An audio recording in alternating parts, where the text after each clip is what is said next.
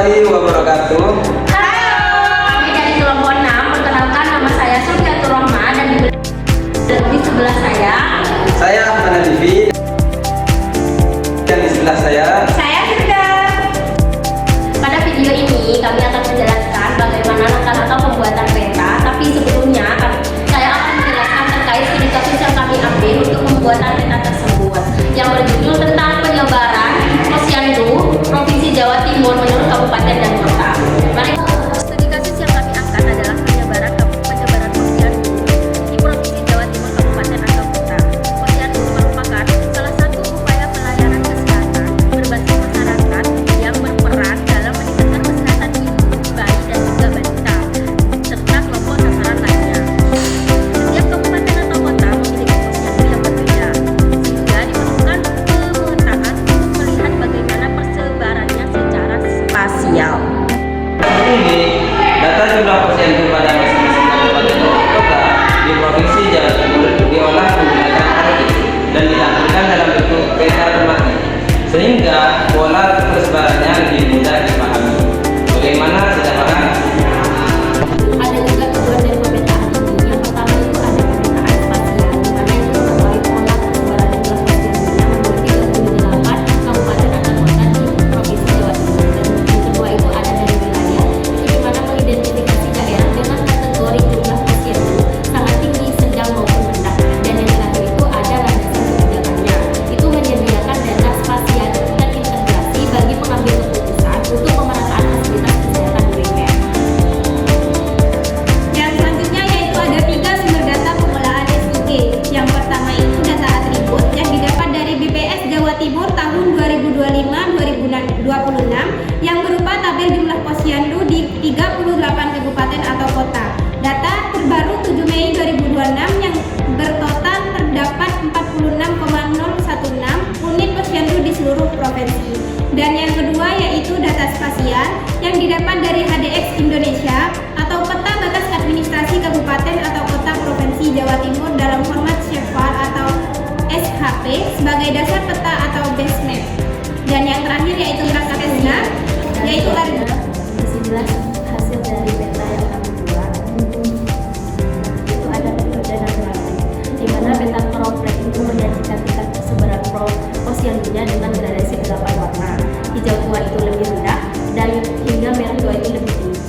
Jadi visualisasi spasial ini secara langsung itu memperlihatkan kontras ketersediaan posyandu antar wilayah kabupaten atau kota di Jawa Timur.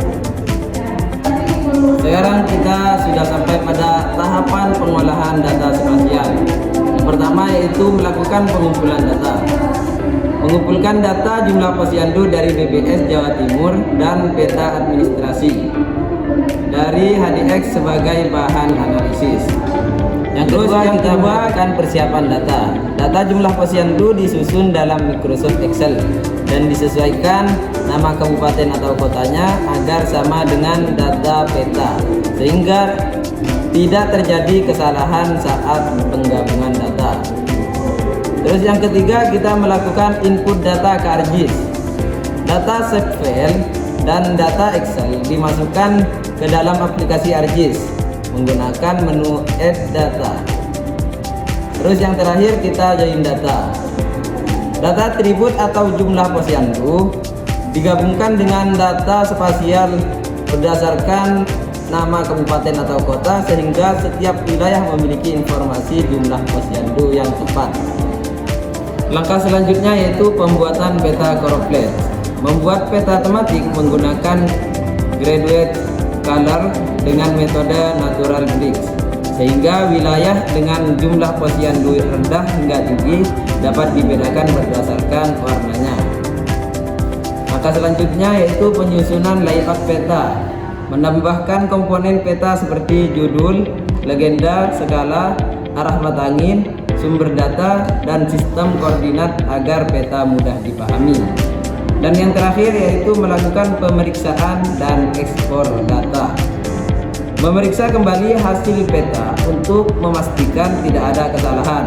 Kemudian mengekspor peta tersebut dalam format JPG, PNG, ataupun PDF. Data dari posyandu di Jawa Timur itu